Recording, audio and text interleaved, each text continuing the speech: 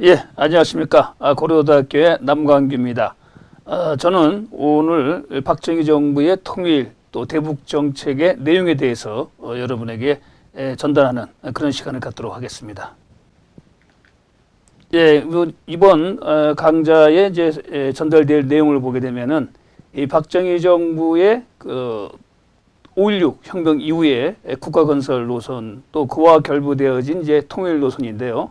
선건설 후통일이라는 내용을 살펴보고 그리고 이제 1970년대 초 미국과 중국의 관계 정상화, 소위 말해서 이제 대탕트가 도래하면서 인해 가지고 이 박정희 정부의 통일 정책, 대북 정책의 기조가 변화되어져 나가는 그 외부적 환경이 발생하는 이 부분을 살펴보도록 하겠습니다.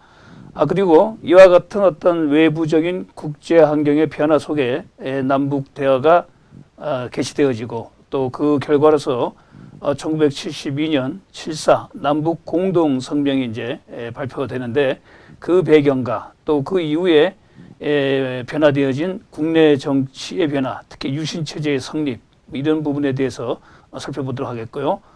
그리고 이제 결론적으로 박정희 정부의 어떤 통일 대북 정책을 우리가 어떠한 평가를 할 수 있는가, 또 그 역사적 함의가 무엇인가 하는 이런 부분에 대해 가지고 살펴보도록 하겠습니다.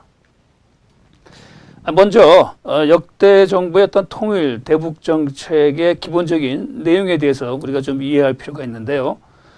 제1공화국 그러니까 이제 이승만 대통령 때는 이제 유엔 감시하에 남북 총선이 기본적인 통일 정책이었습니다. 또 이것은 사실 1948년 유엔이 결정한 그러니까 당시 이제 남북이 이제 공식적으로 분단되기 전이죠.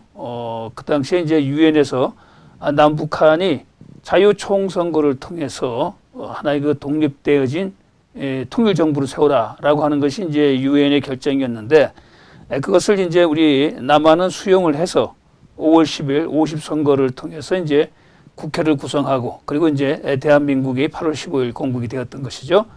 반면에 이제 북한과 서로는 유엔 결정을 거부함으로써 38 이남 지역에만 선거가 실시되어서 결국은 대한민국이 건국이 되어졌는데 바로 유엔 감시하의 남북 총선, 유엔 결정 이것이 이승만 정부 때의 이제 기본적인 통일 정책이고 그리고 그것은 이제 지금까지도 변함없이 유지되고 있는 대한민국의 기본적인 통일 방법입니다.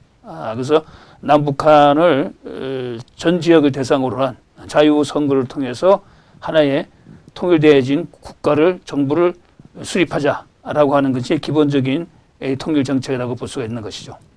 그리고 이제 오늘 이 시간에 하게 될 박정희 정부에서는 이제 선건설 후통일에 입각해가지고 평화 통일 3대 원칙이 남북 간에 합의되어지고 그것이 이제 7.4 남북 공동성명이죠. 그 기본적인 내용이 민족 대단결, 자주, 평화 통일의 원칙 이런 내용이 어떤 남북 공동 성명이 이제 합의에 나오는 또 이것이 지금까지 하나의 그 남북 관계의 어떤 원칙을 규정하는 하나의 합의문으로서 지금까지 계속 유지되고 있는 부분이죠. 그리고 이제 5공화국 시기에 전두환 정부 시기에는 민족화합 민주통일 방안이라고 해서 어떻게 보게 되면 좀 더 구체적이고 세부적인 또 정부 차원에서의 통일 방안은 이 전두환 정부 때 하나의 기본적인 틀이 만들어졌다. 그래서 무엇보다도 남북 평화 교류 증진을 통해서 남북 간의 화해를 이루고 그 다음에 이제 궁극에 있어가지고는 통일 헌법을 제정한 후에 남북한 총선거를 통해서 통일 민주공화국을 수립하자라고 하는 것이 이제 5공화국 전두환 정부 때 수립되어진 민족화합 민주통일 방안의 내용입니다. 그리고 이제 6공화국이 이제 노태우 정부 때 한민족 공동체 통일안이 이제 국가적 차원에서 만들어지죠. 이거는 어떻게 보게 되면 이제 지금의 대한민국의 공식적인 통일 방안의 기본적인 내용을 담은 또 상당히 구체화되어진 그런 내용입니다. 그리고 이제 노태우 정부 때 7.7 선언 또 남북 기본 합의가 이루어졌고 또 이 노태우 정부 때 1991년 12월 달에 있던 남북 기본 합의서는 여태까지 이제 남북 간의 합의 협정이 많이 이루어졌지만은 가장 구체적이고 실전적인 내용을 담고 있었다. 또 당시 이 남북 기본 합의서에는 이제 비핵화 내용도 남북이 합의한 부분도 담겨져 있기 때문에 그 이후에 많은 남북 사이에 합의 내용이 있었지만 제대로 지켜져 오고 있지 않는데 지금이라도 남과 북이 남북 기본 합의서의 바탕으로 내용을 이행을 하게 되면은 한반도에 어떤 평화가 정착되어질 수 있는 그런 내용들을 충분히 담고 있는 합의입니다. 이렇게 볼 수가 있습니다.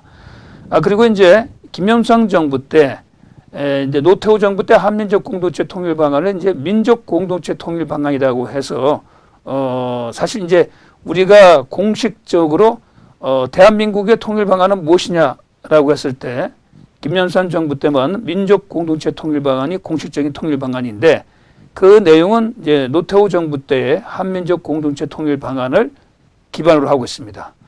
대신에 차이점이 있다 하면은 통일을 3단계 3기조로 나누어져 가지고 통일 과정에 있어 가지고 이제 단계를 설정했다는 부분인데요.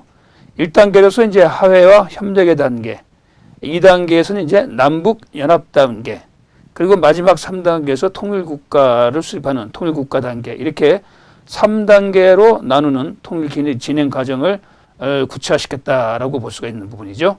그리고 이제 김대중 정부 때는 흔히 우리가 알고 있는 햇볕 정책이다라고 하는 대북 포용 정책을 실시하게 되죠. 그래서 이제 6.15 남북 정상회담이 분단 이후 처음으로 열리게 되고 여기서 우리가 이제 주목해야 할 부분들이 우리가 얘기하고 있는 그 연합제, 그러니까 통일 단계에서 남북 2단계라고 해서 남북 연합제하고 북한의 연방제, 또 북한의 연방제에서 약간 낮은 단계의 연방제에서 공통점이 있다. 이 부분이 이제 6.15 남북 정상회담 합의문 두 번째 항에 들어가 있는데 이 내용이 사실은 상당히 좀 논란이 되고 있고 남과 북의 어떤 연합제와 연방제의 공통점이 있다는 것이 무엇인가 하는 부분에 대해서는 의견이 분분한 그런 상태로 지금까지 진행되고 있습니다.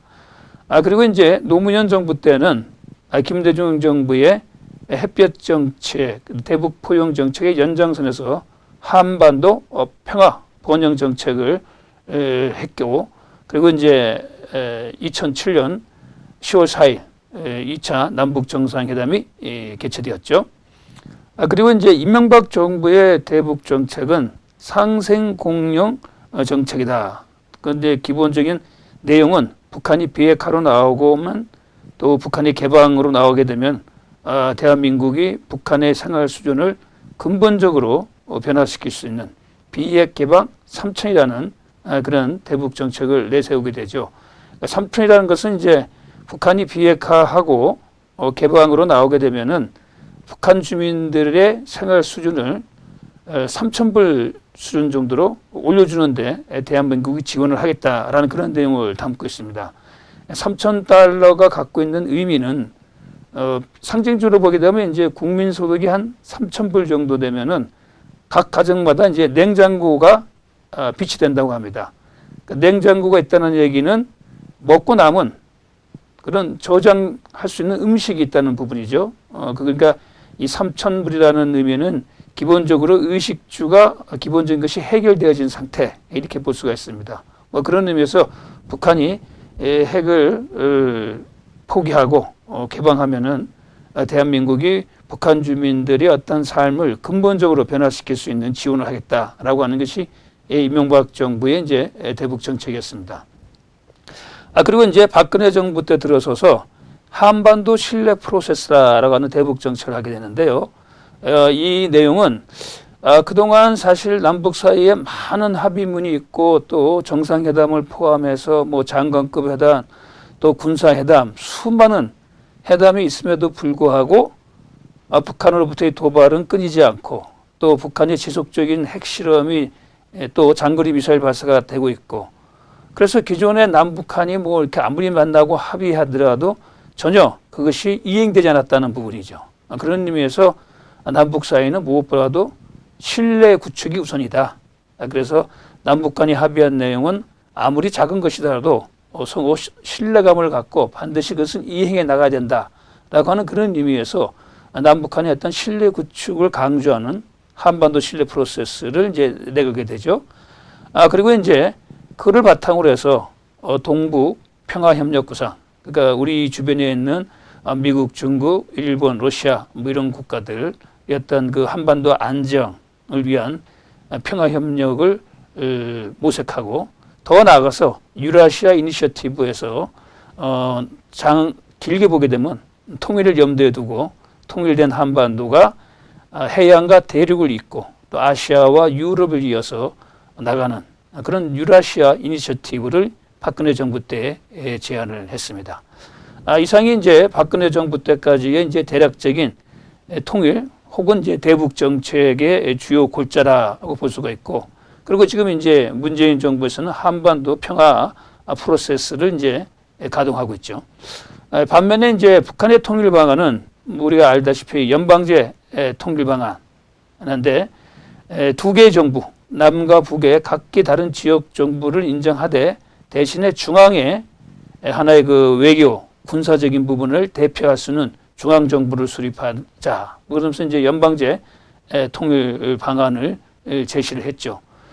그러다가 이제 1990년대 이후 북한이 이제 낮은 단계 연방제라고 해서 어떤 중앙 정부의 어떤 그 단일성에 대해 가지고는 좀 변화되어진 두 개의 남북한의 정부가 지역 정부로서 독자적인 어떤 경제 정치 체제를 유지하면서 서로 하는 교류해 나가는 또 통일을 모색하는 뭐 그런 의미로 약간 변화되어진 모습도 보여주고 있지만 기본적으로 이제 하나의 국가의 두 개의 정부가 서로 존립하는 그런 형태의 이제 연방제 통일 방안을 북한이 기본적인 통일 방안으로 제시를 하고 있습니다. 자, 이제 본격적으로 이제 박정희 정부, 특히 이제 그 5.16 이후 국가 건설로 내세웠던 선건설 후통일 부분에 대해서 살펴볼 수가 있는데, 이제 5.16이 발생하게 된 어떤 원인이 사실은 이제 그 4.19 이후에 한 1년 동안 남한 사회가 급속한 혼란에 빠지게 되죠.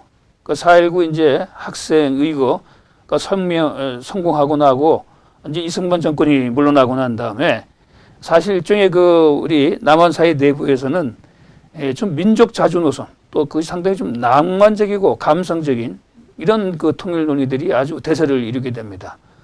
그래서 어떤 국제상 이제 그 당시에는 이제 냉전 시대 아닙니까? 또 미소가 전 세계 질서를 이제 유지해 나가는 그런 상황 속에서 외세를 배격하고 남과 북이 자주적으로 통일을 하자라고 하는 민족 자주 노선의 급진적 통일론이 이제 대세를 이루게 되죠.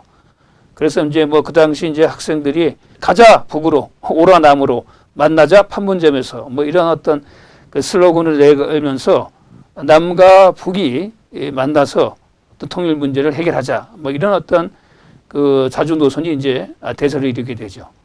사실 이런 부분들은 어떻게 보게 되면 이제 그 냉전이라고 하는 냉혹한 국제 질서 또 미소가 또 서로 이념 대립을 하면서 전 세계를 양분하고 있는 상황 속에서는 상당히 좀 현실성이 결여되어진 그런 부분이 많다.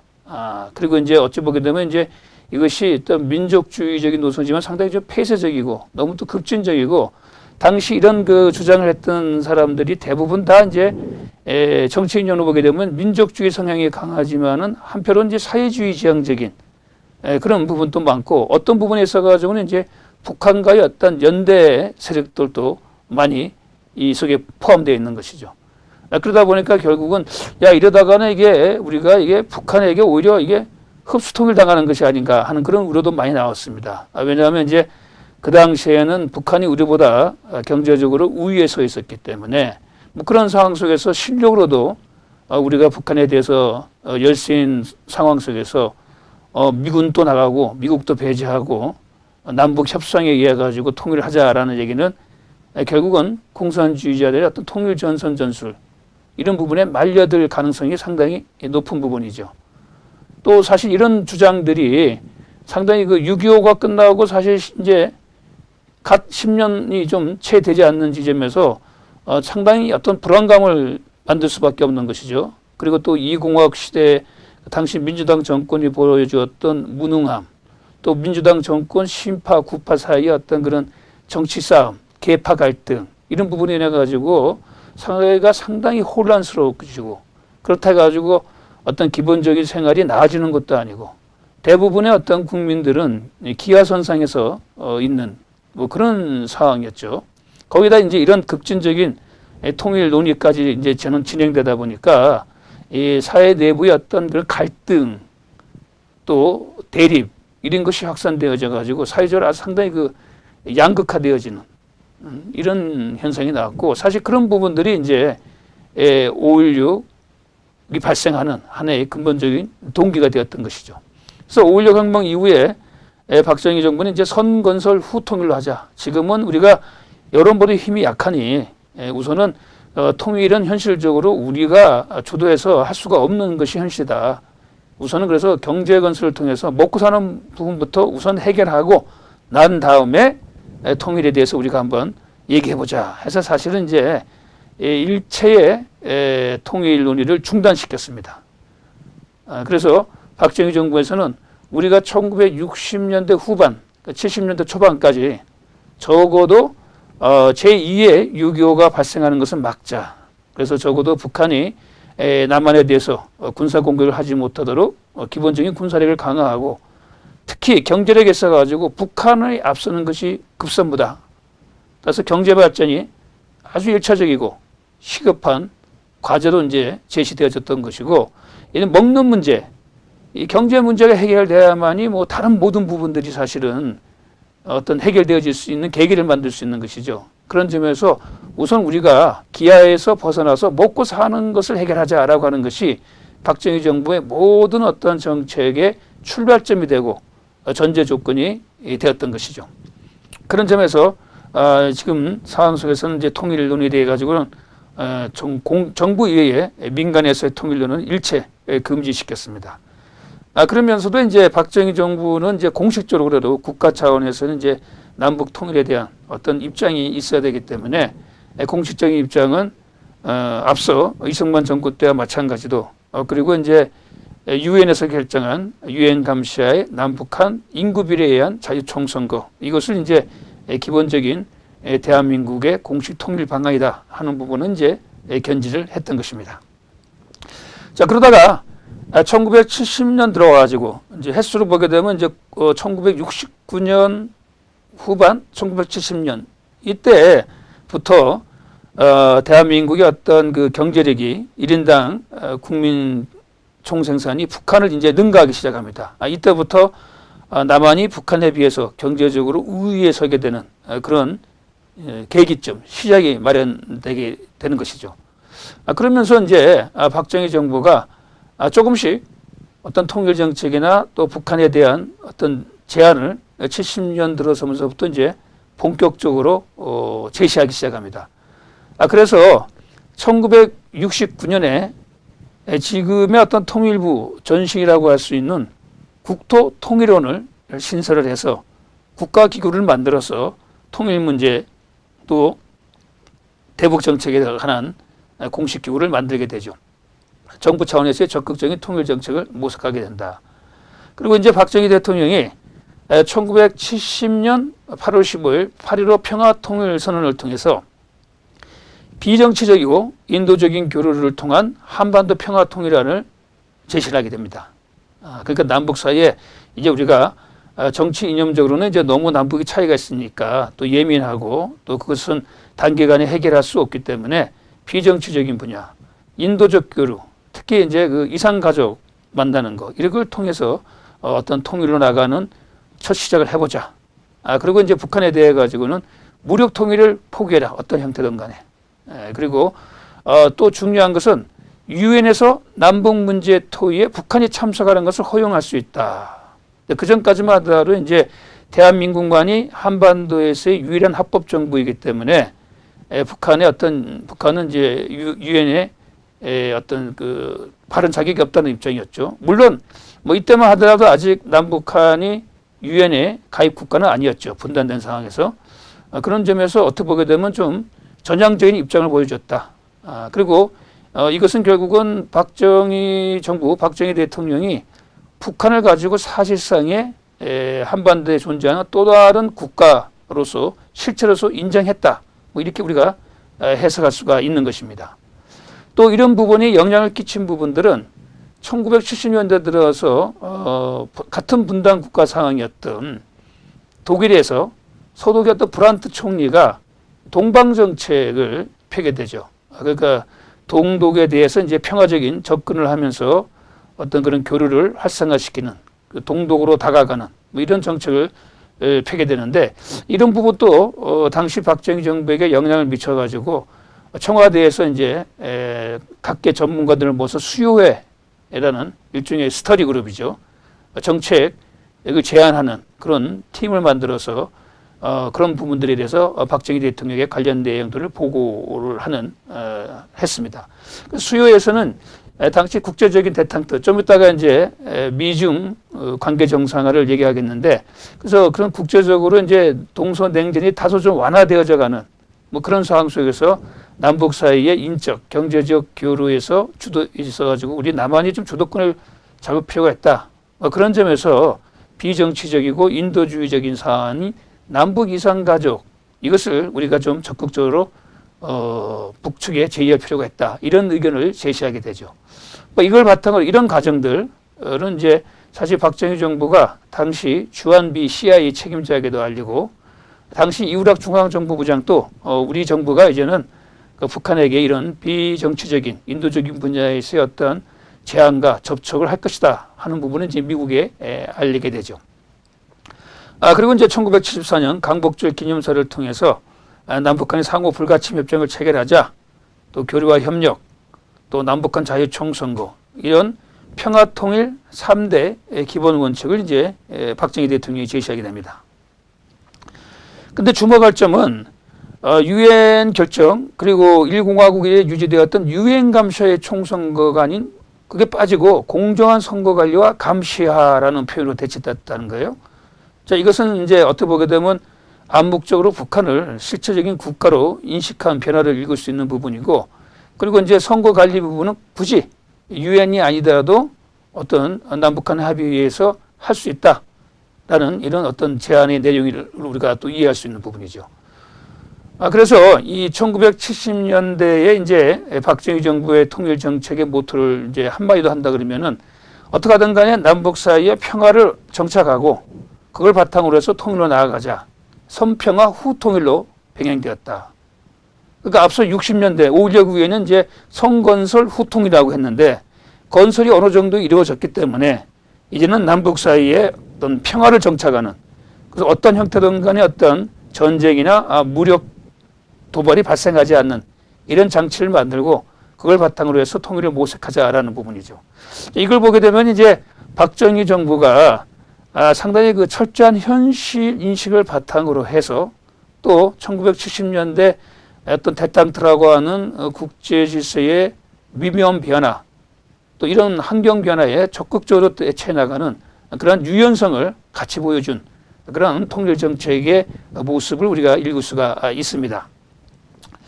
자, 이 부분에서 특히 이제 박정희 정부의 어떤 그 통일 정책이 좀 더 적극적으로 나가게 되고 북한에 대해서도 좀 여러 가지 평화적인 제안, 인도주의적 제안도 하고 무엇보다도 이제 북한을 사실상의 어떤 정치적 실체, 대화의 상대로 인정했다라고 하는 그런 60년대에 비해서는 상당히 그 전향적인 또 적극적인 통일 정책으로 선회하게 된 배경이 무엇일까라고 했을 때는 역시 국제 환경의 변화가 가장 큰 요인으로 작동을 했던 것입니다. 그러니까 미중 관계 정상화, 이게 이제 대탕트죠. 미국과 중국이 서로 이해관계가 맞은 것이죠. 미국은 공산주의 국가이지만 또 한편으로는 이제 중국과 소련이 공산주의의 양대 강대 국가인데 사실 소련과 중국은 냉전 시기에 상당히 관계가 나빴습니다. 어찌 보게 되면 이제 어떤 민족주의적인 어떤 성격 그런 대립이 강했기 때문에 같은 공산주의 국가이면서도 소련과 중국은 약간의 그런 좀 차이점이 많았다. 그러니까 소련 같은 경우는 전통적인 어떤 그 소비에트 체제라고 하면은 중국 모태동 같은 경우는 뭐 공산주의지만은 어떻게 보게 되면 이제 그 농민혁명의 성격을 가진 그런 혁명을 통해서 이제 공산 국가를 수립을 했죠. 또 상당히 그 민족주의적인 정서가 강하고 또 하나 이제 사회주의, 공산주의권의 어떤 지도국을 둘러싸고 소련과 중국 사이에 이제 미묘한 갈등과 경쟁이 생겼던 것이죠. 물론 뭐 냉전 시기에는 소련이 공산주의 국가군의 종주국이었지만은 그런 점에서 소련과 중국 사이가 그렇게 좋지는 않았습니다. 그 틈을 이용해서 미국이 소련을 견제하기 위해서 중국과 같은 편이 되는 그런 미중 관계 정상화, 대탕트가 되는 것이고 또 이런 부분들이 결국은 한반도에도 직접적인 영향을 미칠 수밖에 없었다. 그 미국과 중국이 서로 화해해서 국교를 이제 정상화하죠. 물론 이제 국교 정상화는 카터 행정부 때 정상화되지만 사실 닉슨이 중국을 방문하면서 대탕트의 큰 어떤 물줄기가 형성되었던 것이죠. 자, 그러다 보니까 이제 전체적으로 이 아시아, 특히 동북아시아에서는 상당히 그 대탕트 평화 분위기가 조성되게 됩니다. 또 미국과 중국과의 관계에서 서로 대립적인 이슈들, 예를 들어서 그 당시 베트남 문제, 그리고 이제 남북한이 분단되는 한반도 문제, 그리고 이제 대만 문제, 뭐 이런 부분들에서 그 전까지는 이제 편이 갈라졌죠.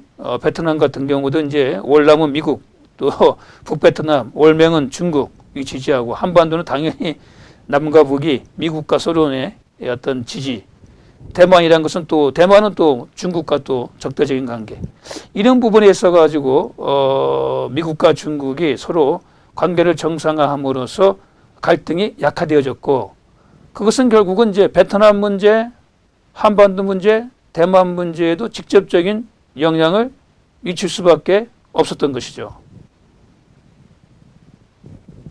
자, 그런 상황 속에서 사실 이제 좀 위기상에 빠지게 된 것은 어떻게 보게 되면 이제 당시 그 한국, 남한, 대만 뭐 좀 있으면 이제 베트남 같은 경우도 결국은 이제 미국이 평화협정을 맺고 철수함으로써 사실상 그 1975년도에 공산화되어지는 그런 이제 빌미를 제공하는데 그러니까 한국과 대만에도 이제 더 이상 이제 미국의 군사력 또 미군에 의존할 수 없다라고 하는 안보적 불안감을 생길 수밖에 없는 것이죠.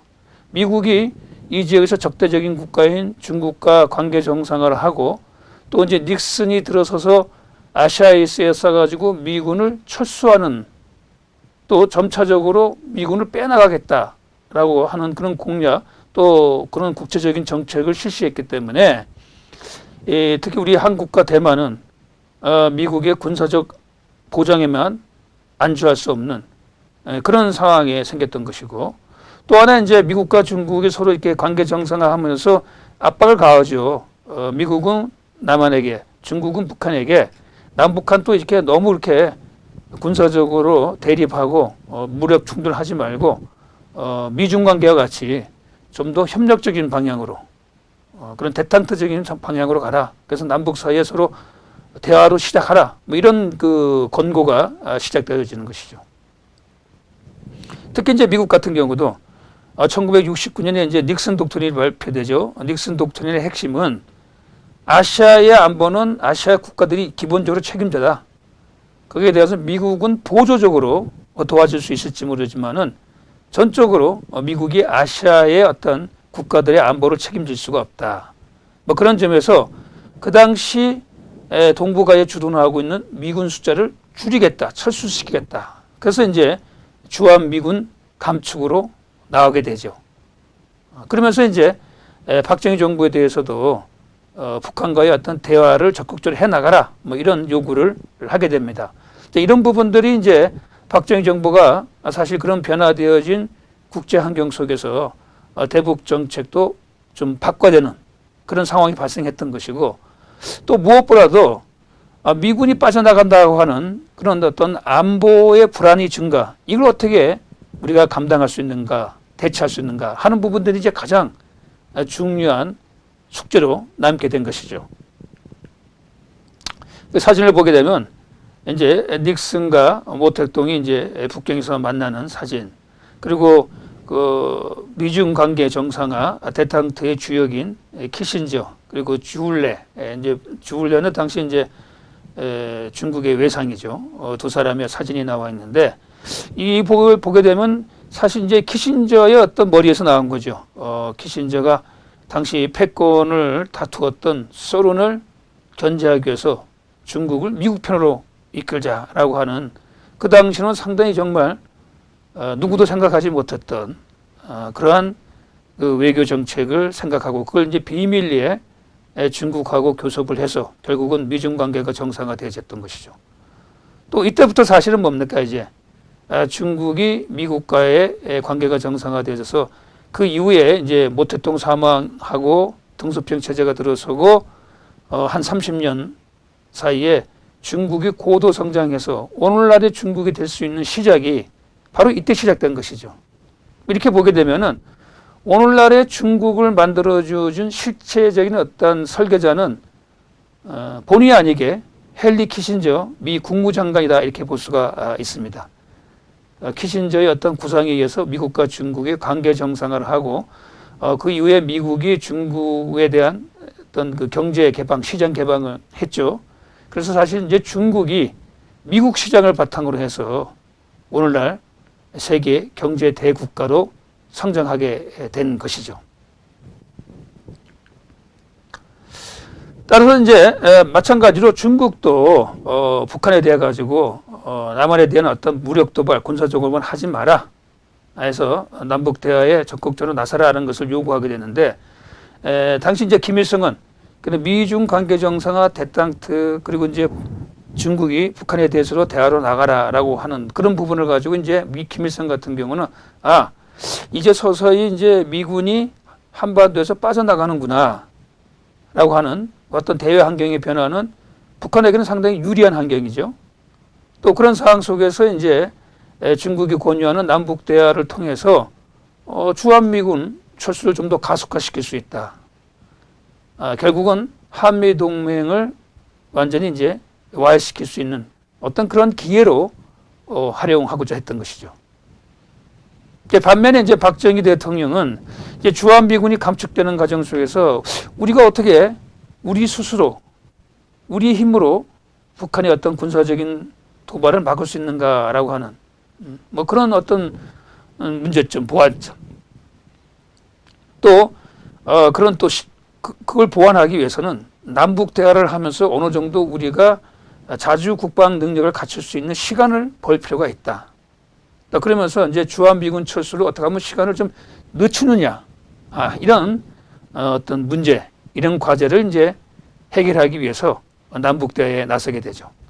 그래서 1971년도 8월 6일 캄보디아의 시아누크 왕이 평양을 방문했을 때 김일성이 언제든지 남한의 집권 여당인 민주공화당을 포함해서 남한의 정당, 사회단체, 개별 인사들과 만날 용의가 있다. 뭐 이런 제안을 하게 되고 또 이러한 김일성의 제의에 우리 박정희 정부가 호응함으로써 1971년 9월 20일 비밀리에 남북 적사회담이 이제 개최하게 됩니다. 그리고 이제 추가적으로 또 미국의 정책 변화도 있었지만은 당시 그 주한미 대사, 특히 포터, 윌리엄 포터 같은 대사 같은 경우도 미 상원의 외교위원회 청문회에서 남북 간의 직접 접촉을 통해서 남북 간의 어떤 긴장을 완화시켜야 된다. 또 주한미 대사관을 통해서도 당시 박정희 정부에게 남북 대화를 하도록 권고하는 그런 내용의 메시지를 전달하게 되죠. 그래서 이걸 보게 되면은 미중 관계 정상화로 인해서 초래되어진 데탕트 분위기, 그러면서 초래되어진 동북아의 어떤 국제 환경의 변화, 그러다 보니까 이제 상대적으로 미군의 어떤 안보를 많이 의존하게 되는 베트남이나 우리 대한민국이나 대만 같은 경우는 상당히 좀 어떤 안보 문제를 미국 없이도 해결해야 된다는 그런 절박한 과제를 주어지게 된 것이죠. 그런 의미에서 이 70년대 데탕트 환경하에서 박정희 정부가 남북 대화로 나오게 된 것은 이와 같은 변화되어진 국제 환경 속에서 어떠하면 자주 국방을 먼저 확보하느냐 하는 어떻게 보면 약간은 수세적 방어적 차원에서의 호응으로 남북 대화에 나서게 되었다. 그래서 우선 남북 대화를 통해서 자주 국방을 할 수 있는 시간을 확보하고 또 분단 사항을 좀 평화적으로 안정적으로 관리를 하면서 또 북한의 생각이 무엇인가, 의도가 무엇인가 이런 부분을 좀 탐색하기 위해서도 나왔던 부분이죠. 자, 그래서 박정희 정부는 무엇보다도 이제 주한미군 철수가 현실화되어져 가는 과정 속에서 자주 국방 추진이 우선적이다. 또 한편으로는 이제 닉슨 행정부가 주한미군을 감축시켜 나가는 그런 거 말고도 실제 그 1.2 사태, 1.2 사태는 여러분 뭐 잘 알다시피 이제 울진 삼척 지역에 무장 공비가 침투했다가 결국은 청와대까지 습격해가지고 대통령을 암살하려고 했던 그런 엄청난 도발 아닙니까? 또 푸에블로 사건. 북한이 이제 미국의 정찰기 푸에블로를 납포해가지고 했던 사건. 이 어떻게 보게 되면 이게 사실 이제 전쟁 일부 직전까지 갈 수 있는 1.2 사태는 남북 사이의 어떤 군사적인 어떤 대결로 갈 수 있는 부분이고 푸에블로 같은 경우는 미국과 북한 사이에 갈 수 있는 부분인데 이런 북한의 어떤 대형 도발에 대해 가지고 미국이 상당히 미온적으로 대처했던 것이죠. 그래서 정말 이것이 미국이 정말 북한이 저렇게 엄청난 군사적 도발을 함에도 불구하고 미국에 대해서 또 대한민국에 대해서 미국의 대처가 상당히 어찌 보게 되면 북한의 도발에 수능적인 이런 모습을 보이니까 당시 이제 박정희로서는 이제 상당히 미국이 과연 한반도를 지켜줄 수 있는가 하는 부분에 대해서 이제 불신을 갖게 되죠. 이런 거기다 이제 닉슨 행정부 들어서 가지고 주한미군을 빼내가겠다고 하니까 안 되겠다. 우리 대한민국 군을 빨리 현대화시키고 자주 국방을 해야 되겠다. 여기에다가 이제 만약에 미국이 빠져나간다, 미군이 없다 그러면은 우리를 지킬 수 있는 하나의 절대적인 수단으로서 핵을 가져야 되겠다 해서 사실 이제 비밀 핵 개발 계획으로까지 이어지게 되는 것이죠. 자, 그러다가 이제 사실 이 핵 개발을 둘러싼 한미 사이에 이제 갈등이 첨예화되기 시작하죠. 또 하나 이제 유신 체제에 대한 미국의 비판 이런 것들이 이제 카터가 들어서서 카터의 인권 외교로 나타나면서 사실 이제 박정희 대통령이 서거하기 직전까지 사실 1970년대 기간은 상당히 그 한국과 미국과의 관계가 상당히 좀 서로 좀 긴장, 갈등이 국면이 계속 지속되었다.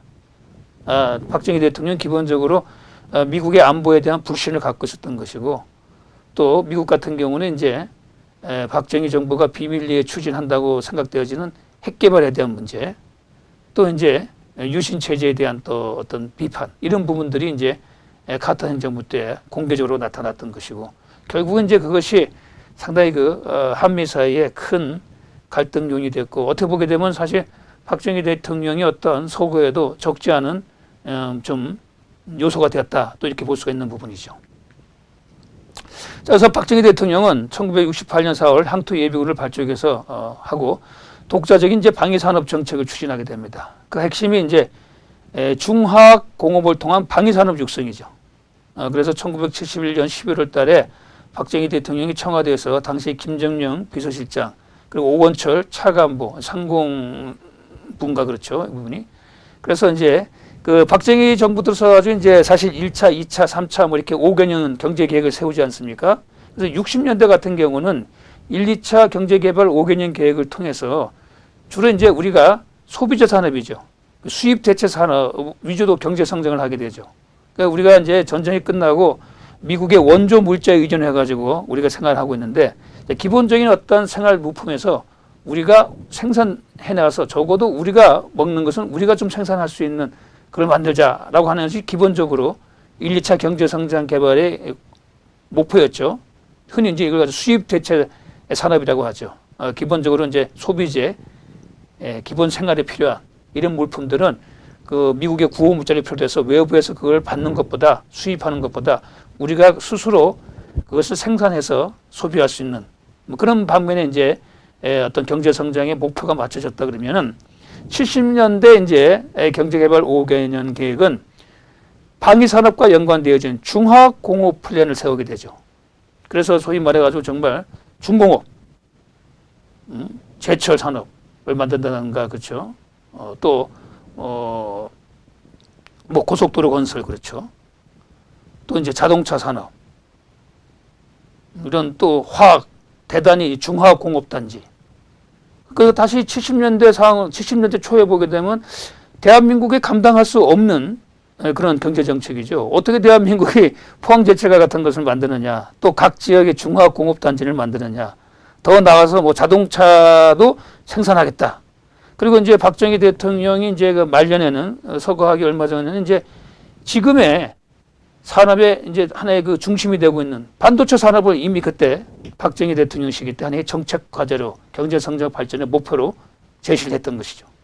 지금 이제 현재 3차 산업에서 4차 산업 구조로 하나의 그 산업 구조가 혁명적으로 변화하고 있는데 그 변화에 있어 가지고 가장 기본적인 요소가 반도체 아닙니까?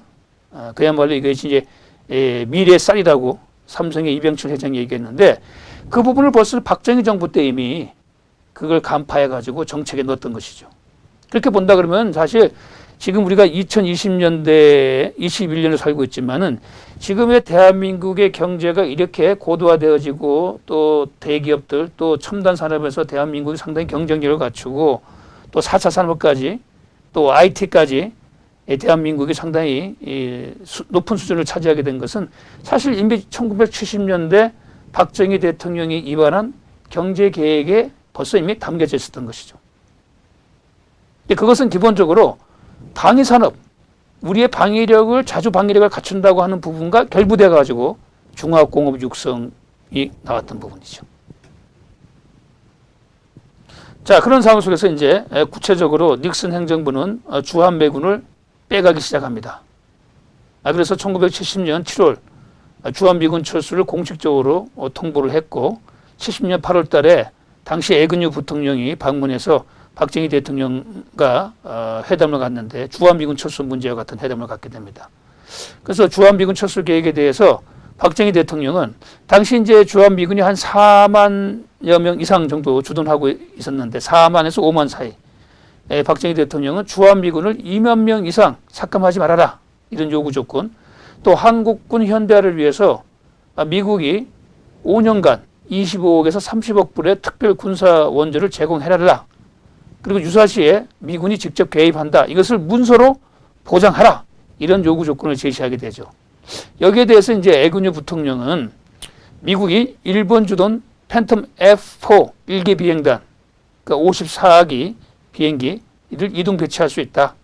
그리고 한국군 현대화를 위해서 5년간 15억 달러를 원조해 주겠다. 이 정도로 이제 약속을 하게 되죠. 그래서 이제 사실 이 부분에서 이제 한미 사이에 미군 철수를 대비한 어떤 보완책이 얘기가 됐던 부분이죠. 그래서 본격적으로 주한미군이 1971년 1차적으로 병력 2만 명이 철수함으로써 이제 지상군은 2사단만 남게 되었고 주한미군 또 6만여 명이었군요. 그 전까지는 6만여 명에서 이제 4만여 명으로 줄어들게 되었고 뭐 그 이후도 줄어들 지금은 아마 주한미군이 아마 이렇게 더 줄어들 상황일 겁니다. 따라서 이제 박정희 대통령은 미군의 추가 철수를 어떻게 하는 건지 저지해야 되겠다. 또 북한의 위협에 대한 군사적인 억제 능력을 확보해야 된다. 라고 해서 어떻게 하면 우리 스스로 자주국방을 하느냐 하는 부분으로 가게 되죠. 여기에 이제 미국과 충돌하는 비밀 핵무기, 전략무기 개발로까지 나가게 되는 부분이죠. 또 이것이 이제 결국은 이제 한미 동맹 사이에 심각한 균열, 갈등의 요인으로 작동하게 됩니다. 자, 그러면서 이제 적극적인 통일 정책을 모색하게 되는데 7.4 남북공동선명 좀 더 자세히 또 살펴보겠지만 6.23 외교선언, 평화통일 3대 기본 원칙을 통해 가지고 적극적으로 통일 정책, 북한에 대한 제의를 하게 됩니다. 그리고 앞서 설명한 것처럼 74년 8.15 경축사 등을 통해 가지고는 이제 북한 또 그 전에 뭐 71년에 또 경축사에서도 사실상 북한을 정치적 실체로 인정하는 그런 부분을 하게 되죠. 그리고 1971년 8월 남북 적십자 대표가 비밀리에 접촉을 하다가 이제 공식적으로 남북 적십자 회담이 이제 시작이 되죠. 그리고 1973년에는 6.23 선언을 하게 됩니다. 이 6.23 선언의 내용은 평화통일, 내정불가서 불가침, 남북대화, 또 국제기구에 남북한이 동시에 참여하자 특히 유엔 동시 가입하자라고 하는 제시를 하게 되고 이런 내용을 하게 됩니다. 그러면서 또 하나 중요한 것은 이 6.23 선언을 통해서 그 전까지만 하더라도 이제 공산주의 국가와는 우리가 외교 관계를 맺지 않겠다라고 했는데 그걸 포기를 하게 되죠. 공산주의 국가, 공산국가일지라도 우리는 적극적인 외교 관계를 맺을 의사가 있다라고 하는 6.23 선언을 하게 되죠. 또 하나 남북한 유엔 동시 가입, 또 한반도 교차 승인. 그러니까 남과 북을 국제사회가 서로 상호 교차 승인함으로써 평화 공존을 만들자라고 하는 부분인데 사실 이런 그 6.23 선언에서 나타난 공산권 국가와의 관계 개선, 외교 정상화의 제한, 또 남북한 유엔 동시 가입 제한, 또 한반도의 교차 승인 이런 내용들이 사실은 노태우 정부가 추진한 북방 정책의 어떤 선도적인 정책이다 이렇게 볼 수가 있는 것이죠. 그러니까 노태우 정부 때 한국, 중국 수교, 또 한국과 소련의 수교가 이루어지지 않았습니까? 또 남북한이 유엔에 동시에 가입했죠. 이것이 사실 어떻게 보게 되면 박정희 정부 때 6.23 선언의 논리적인 연장으로 볼 수가 있다라는 부분이죠. 또 하나 이 박정희 정부의 과감한 어떤 대북 정책 이런 부분들은 사실은 그 2000년대 이후부터 좀 본격화되어진 남북 협력의 어떤 단초를 이때 이미 제시를 했다. 그때 남북 협력을 얘기한 것은 어떻게 하든 간에 그 평화를 정착시키고 그걸 바탕으로 해서 남북이 평화적인 관계, 협력적인 관계로 나아가자라고 하는 부분이죠. 그렇다 그러면 2000년대 특히 이제 김대중 정부 때 이후부터 남북 협력 또 대북 지원이 됐는데 사실은 어떻게 보면 그 모든 토대는 박정희 정부 때 다 만들어준 것이죠. 박정희 정부가 만들어 놓은 경제적 기반이 있었기 때문에 그래도 우리가 북한에 대해서 협력 또 대규모의 어떤 지원을 할 수가 있었던 것이죠. 그렇게 본다 그러면은 사실 노태우 정부 때 김대중 정부 또 지금까지 이어지는 북한의 정책의 어떤 기반을 토대를 현실적인 토대 특히 경제적 토대를 박정희 정부가 마련해 놨다 이렇게 우리가 해석할 수가 있는 것입니다. 자 이제 우리가 7.4 남북 공동성명을 좀 자세히 살펴볼 필요가 있는데 앞서 얘기한 것처럼 남북한이 비밀리에 접촉해가지고 이우락 중앙정보부장이 김일성을 만나고 또 김영주 또 조직부장이 또 하게 되고 또 그런 또 북한의 또 외상이 또 서울에 와서 박정희 대통령을 만나고 그 당시에 이제 그 비밀 접촉의 대상은 이제 남한에서는 이제 이우락 중앙정보부장이고 북한에서는 김영주였습니다. 김영주는 이제 김일성의 동생이죠. 그러니까 당시에 아마 우리 그 중앙정보부장에서는 김일성 이후의 후계자는 김영주로 본 것 같아요. 그러나 실제 그 당시에 김영주는 북한의 권력 구도에서 밀려나면서 이 김영주를 남북 대화에 활용하는 하나의 그런 카드로만 활용했던 것이죠. 실질적으로는 이제 김정일이 김일성이 후계자로 이미 내부적으로 그런 방향으로 가던 그런 시기였죠. 그래서 결국은 이제 7.4 남북 공동성명이 7월 4일 오전 10시 서울과 평양에서 동시에 발표되죠. 공동성명의 원칙 이게 가장 중요하죠. 흔히 우리가 얘기하는 이제 조국 통일의 3대 원칙이라 혹은 통일의 3대 원칙이라고 하는데 자주, 평화, 민족 대단결이다. 자, 이 내용을 우리가 자세히 살펴보겠습니다. 자, 여기 보게 되면 이제 박정희 대통령이 북한 외상을 만나는 청와대 그리고 이제 김일성이 이제 이우락 부장을 평양에서 만나는 이런 사진을 우리가 볼 수가 있습니다. 자, 그래서 7.4 남북 공동성명의 기본적인 3대 원칙. 첫 번째가 외세에 의존하거나 외세에 받음이 없이 자주적으로 통일을 한다. 자주 통일의 원칙이죠. 두 번째가 서로 상대방을 반대하는 무력 행사에 의거하지 않고 평화적 방법으로 실현한다. 평화 통일의 원칙. 세 번째가 사상과 이념, 제도적 차이를 초월하여 하나의 민족으로서 민족적 대단결을 도모해야 한다. 민족 대단결의 원칙. 이 세 가지 원칙이 7.4 남북 공동성의 가장 기본적인 요인이고 또 이것이 사실 지금까지 이어져 오고 있는 남북 대화, 남북 합의문의 기본 하나의 원칙으로서 작동하고 있는 것이죠. 그 외에 이제 나머지 6개 항에서는 상호 중상 비발 무력 도발 하지 말고 또 남북한 사이에 교류를 실시하자, 적시자회담을 협조하자, 남북 상설 직통전을 개선하자, 또 남북 조조리비의 구성 운영하자, 또 합의 사항을 성실하게 운행하자 이런 부분이 있는데 자 문제는 이 남북 7서 남북 공동성명의 세 가지 원칙, 자주평화 민족 대단결이라고 하는 합의를 했지만은 이걸 해석하는 데 있어가지고 남북한 사이에는 전혀 다른 내용이 나왔죠.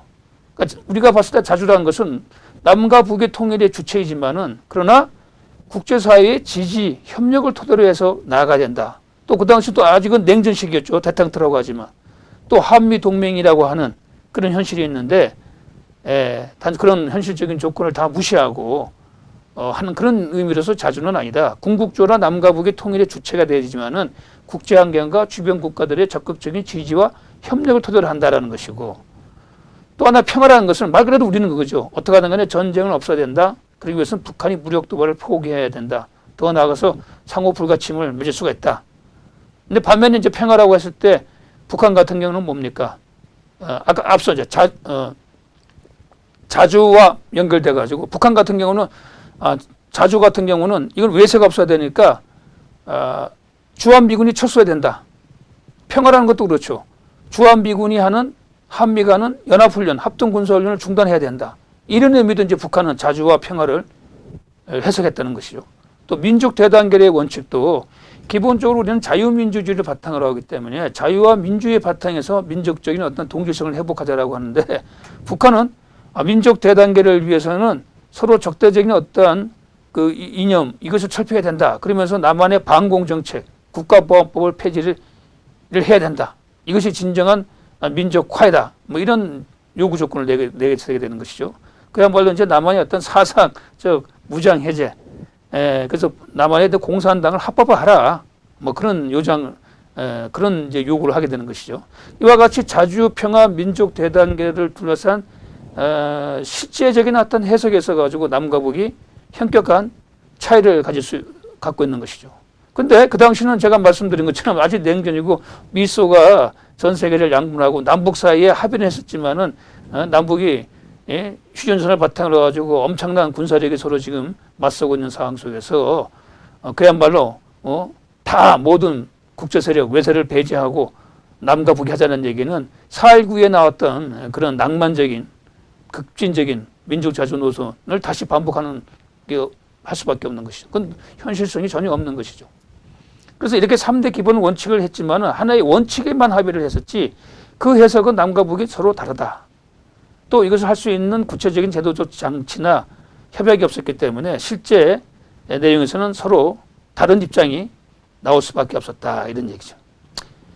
또 하나 이제 7서 남북동맹 3대 통일 원칙은 이제 후일담이지만은 김일성이 강력하게 요구해가지고 당시 중앙정보부장인 이후락이 그것을 수락하는 물론 이제 박정희 대통령이 재가를 받은 거지만 그렇기 때문에 어떻게 보게 되면 좀 김일성의 의견이 많이 반영되었던 것이 7서 남북공동정의 3대 통일 원칙이다 이렇게 볼 수가 있습니다. 그런 점에서 본다 그러면은 7서 남북공동성명을 통해서 그런 세 가지 원칙, 자주평화 민족 대단계를 담은 것은 북한이 명분론적으로 이것을 좀 이용할 수 있는, 활용할 수 있는 어떤 또 그런 뭘까요? 발판을 만들어줬다 이렇게 볼 수가 있는 것이죠.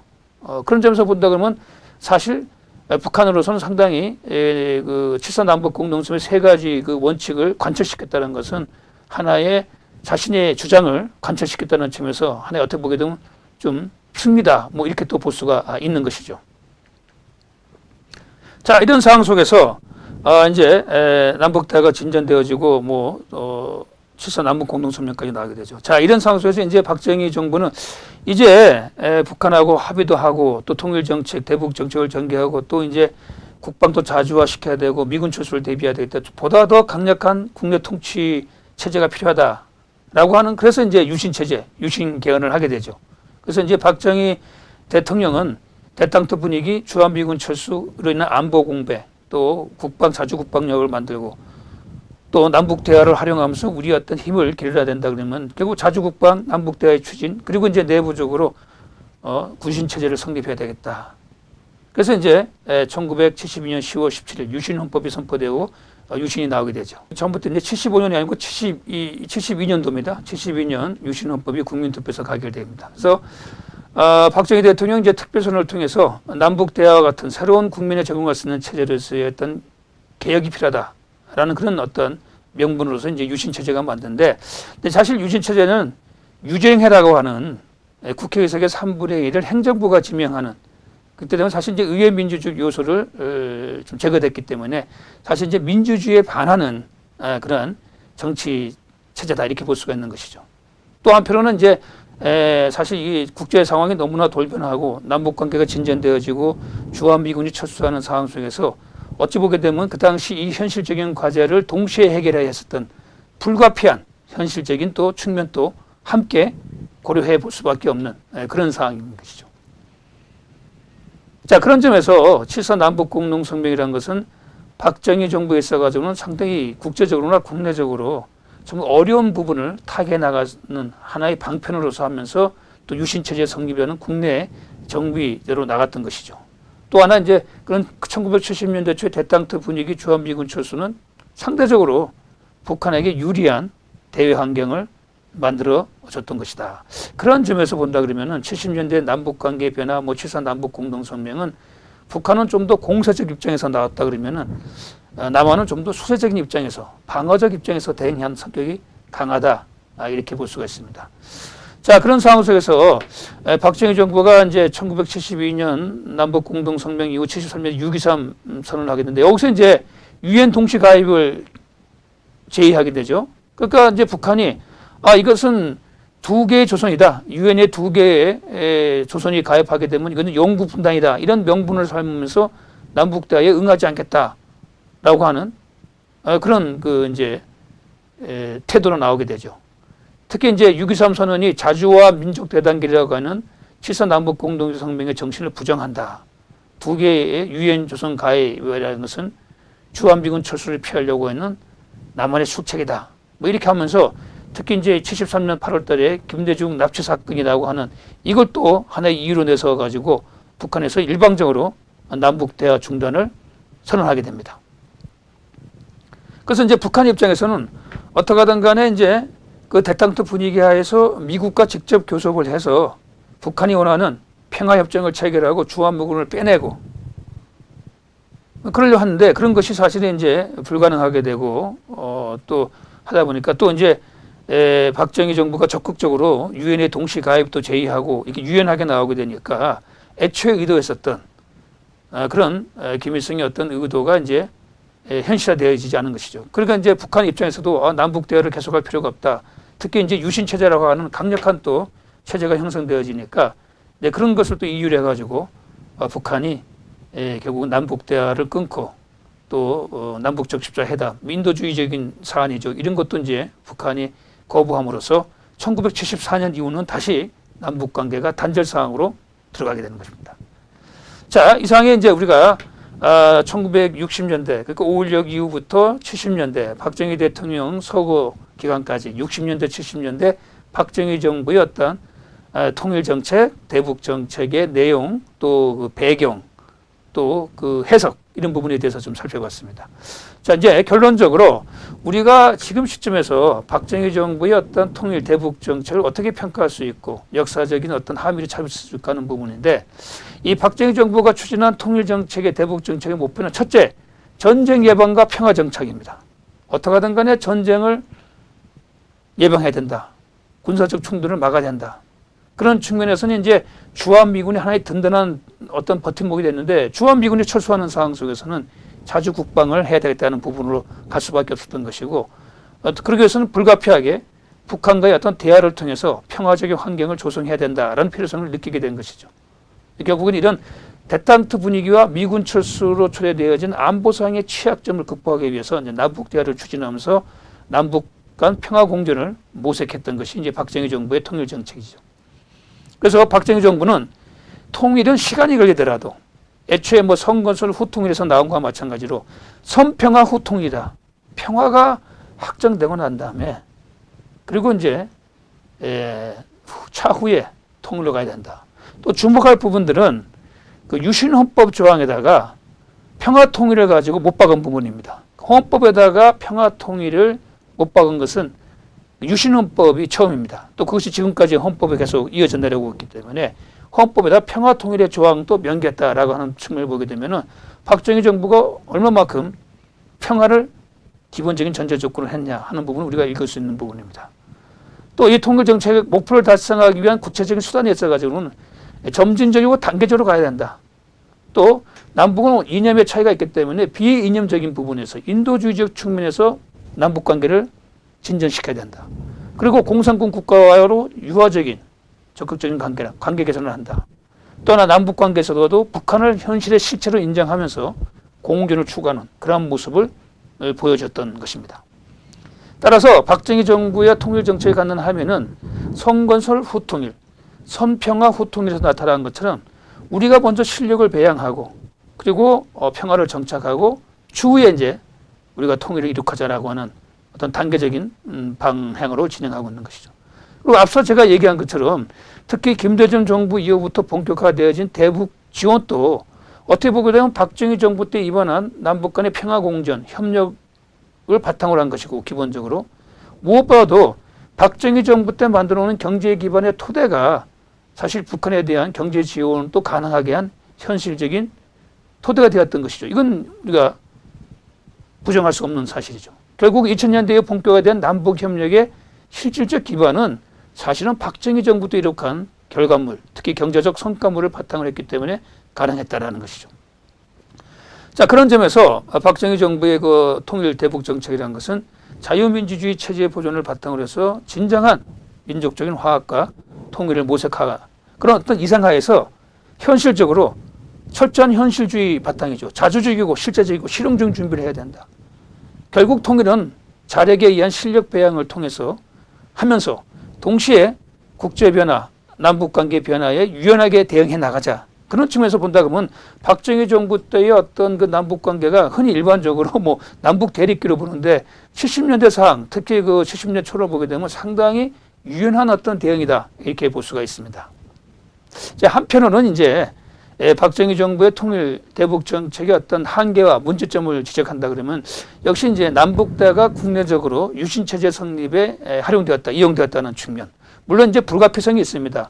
또 유신체제의 불가피성은 사실 그 베트남에서 뭡니까 미군이 철수하자마자 1년도 채 안 돼가지고 베트남이 공산화된 데서 여실히 나타나고 있죠.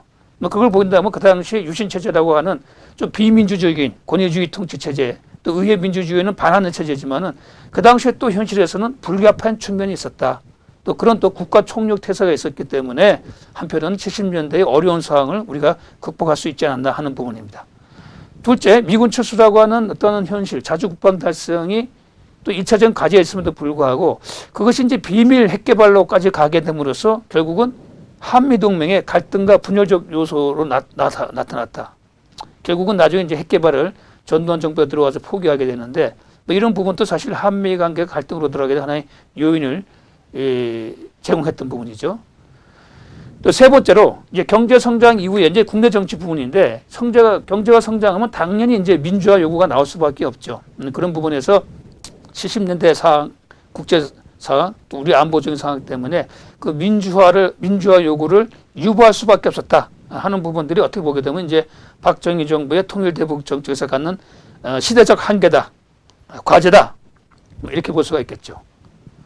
자, 근데 문제는 그렇다고 하면 박정희 이후 특히 이제 전두환 노태우를 거쳐가지고 87년대 소위 말해서 민주화가 되었다 하지 않습니까?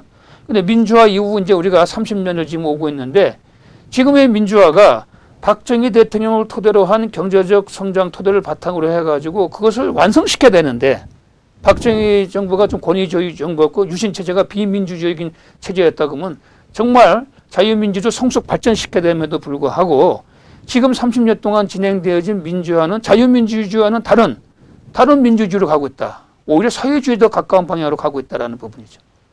지금 대한민국 사회가 얼마나 급속하게 작용화가 되고 있습니까? 특히 그 80년대 운동권 세력이 지금 586이 됐는데 이 586이 갖고 있는 민주주의는 자유민주주의가 아닙니다. 사회주의, 오히려 북한식 사회주의를 추정하는 또 이들이 지금 대한민국의 권력을 장악하고 지금 이제 이 정권 하에서 사실상 그 낮은 단계의 연방제라고 할 수 있는 대한민국 사회 내부의 어떤 급속한 작용화, 사회주의 정책이 지금 그냥 물밀듯이 폭발적으로 지금 나오고 있습니다. 이 주민자치기본법이 지금 여당에서 국회의원들이 논의하고 있는데 주민자치기본법을 보게 되면은 지금 3,400여 호의 몇 유통 행정조직 이런 조직을 가지고 일종의 시민단체들이 그걸 접수해가지고 내용상으로 보게 되면 북한의 인민위원회와 유사한 그런 형태로 지금 우리 말단 행정조직을 변경시키겠다는 그런 의도가 지금 법안에서 나타나고 있습니다. 토지공개념, 말이 좋아서 토지공개념이지 어떻게 보게 되면 중국식의 어떤 토지 소유는 국가가 하고 사용권을 개인에게 주는 국가 임대주택도 그렇습니다. 지금 부동산 대책의 문제로 나오고 있는데 이것도 어찌 보면 국가가 주택을 공급해주고 있는 그런 방향으로 지금 가고 있죠. 그리고 지금 이제 뭐 서울시를 비롯해가지고 각 지방단체 특히 정부 기관에서 하고 있는 각종 이름의 사회적 기업이라는 것은 어떻게 보게 되면 좀 이름만 달리한 그런 사회주의 체제로 가는 그런 경제 방식 이런 것이 지금 대한민국이 정말 잠식해 들어가고 있는 그런 상황에 위치하고 있다라고 하는 부분입니다. 그래서 사실 지금 이 대한민국이 큰 위기에 와 있다. 정말 우리가 자유민주주의 체제 또 그걸 가능하게 했던 박정희 시대의 어떤 경제 발전을 토대로 해가지고 성숙한 자유민주주의 박정희 시대 때 한계를 작용했던 민주주의 자유민주주의를 완성하고 그걸 바탕으로 해서 우리가 선진 자유민주주의로 가고 그걸 바탕으로 해서 남북통일로 가야 되는데 지금 대한민국은 그런 토대인 자유민주주의가 지금 붕괴되어지고 있고 또 경제도 시장 경제가 점차 사회주의, 국가 통제 이런 경제로 변화되고 있어. 어찌 보게 되면 지금 그 모델이 중국식 모델, 이념적으로는 북한을 추종하는, 북한식으로 닮아가는 이러한 현상이 지금 대한민국의 현실이다. 그런 점에서 이제 얼마 남지 않은 이 대통령 선거도 사실 하나의 그 새로운 대통령을 뽑는다는 그런 의미 말고도 정말 우리 대한민국의 자유민주주의가 시장 경제가 또 이런 부분들이 제대로 유지되어질 수 있는가 하는 심각한 어떤 기로에 설 수밖에 없는 그런 선택의 시간이 지금 우리에게 다가오고 있습니다. 그래서 오늘 제가 얘기한 박정희 시대 때 그런 통일대북 정책 이런 부분을 우리가 바탕으로 하면서 지금의 상황에 대해서 우리가 깊은 어떤 정말 참 고민을 해야 될 그런 시기 아닌가. 결론적으로 제가 또 말씀드리고 싶은 것은 우리 대한민국의 통일 방안은 궁극적으로 남북한 자유총선거입니다. 그런데 지금 상으로 가다 보면은 만약에 북한이 체제가 변화되어지고 사회주의 체제 좀 제도화된 사회주의 체제가 뭐 어떤 정도 외부에서 요구하는 조건들이 이루어져 가지고 북한이 자유총선거 해가지고 우리가 통일하자라고 했을 때 저는 오히려 북한이 주도할 수 있는 통일로 갈 가능성도 높지 않은가. 우리가 제시하고 있는 통일 방법으로 북한이 통일을 주도해 나갈 수 있는 그런 상황도 생기지 않을까 하는 걱정도 없습니다.